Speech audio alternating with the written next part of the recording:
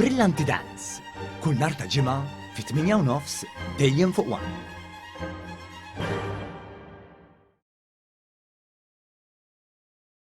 Il-Gvern jinsab preparat biex meta tinqata' is-sentenza finali tal-kawża tal-konċessjonijiet tal-isptarijiet, il-servizzi kollha fl-isptarijiet jibqgħu għaddejjin b'mod normali. Dan qalu d-Deputat Prim Ministru u Ministru għas-Saħħa Chris Fearn meta fil-Parlament ġew diskussi il-konċessjonijiet tal-isptarijiet. Daw servizzi kollha li għaddej għandna preparamenti biex jibqgħu għaddejjin il-laboratorji, l-X-rays, l-ambulanzi, daw kollha jibqgħu għaddejjin. Dal-għodu wara s-sibtu l-ħat wara sentenza, situazzjoni fl-isptarijiet Kering Grek. U Għawdex għada l-istess palma kienet il-ġimgħa. Għadhom għaddejjin u jiġri x'jiġri ħajibqgħu għaddejjin. Dan aħna niggarantuh. Is-servizz tas-saħħa f'Għawdex u f'Kering Grek jibqgħu għaddejjin. Chris Fearn qal ukoll li fil-każ ta' dawk li jagħtu s-servizz b'xi kuntratt bħall-ikel dan se jkompli jingħata b'mod normali. Il-Ministru għas-Saħħa Chris Fearn qal li anke l-iskola ta' Bards li hija storja ta' suċċess se tkompli għaddejja kif inhi.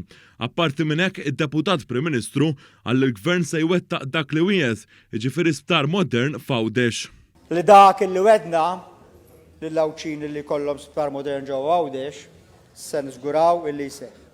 Se naħdmu b'mod responsabbli imma b'impenn sħiħ biex inkunu ċerti li l-Lawċin ikollhom sptar modern kif wedna u dak nagħmluh. Chris Fearn fil-Parlament qal li kemm ilu Ministru għas-Saħħa kien hemm ħafna sfidi fosthom il-pandemija u anke din il-konċessjoni tal-isptarijiet. Qal li fl-2016 huwa talab li jkun hemm investigazzjoni dwar din il-konċessjoni mill-Awditur Ġenerali.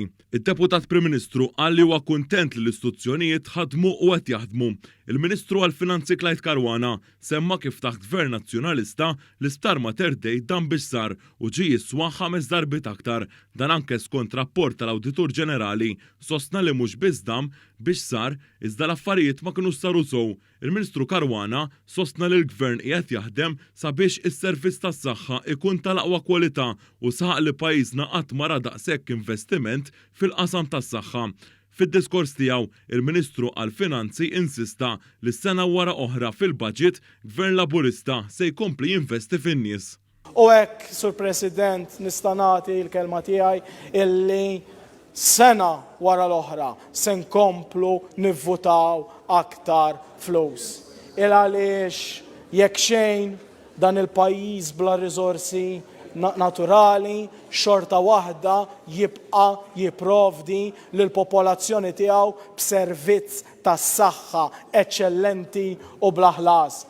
Il-Ministru għall-Ġustizzja Jonathan Attard qal li l-Gvern dejjem kien ċar fil-ftehimiet tiegħu li dak maqbul dejjem għandu jkun onorat. Il-Ministru Attard sostna li l-Gvern huwa affukat li s-servizz tas-saħħa u l-impjieg tal-ħaddiema huma garantiti.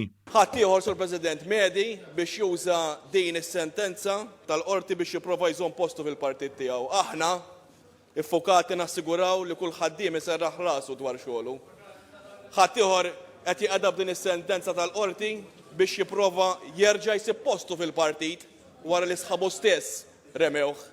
Aħna nagħtu garanzija li l-ebda servizz fl-isptarijiet mhux se jitnaqqar. Anzi, se nkomplu nsaħħu is-servizzi li nagħtu fl-isptarijiet tagħna. Il-Ministru għall-Ġustizzja innota li n-narattiva tal-Oppożizzjoni fejn kull inizjattiva tal-Gvern hija ttimbrata bħala korrotta qed tippromovi politika li tippremja lil dak li ma jagħmel xejn.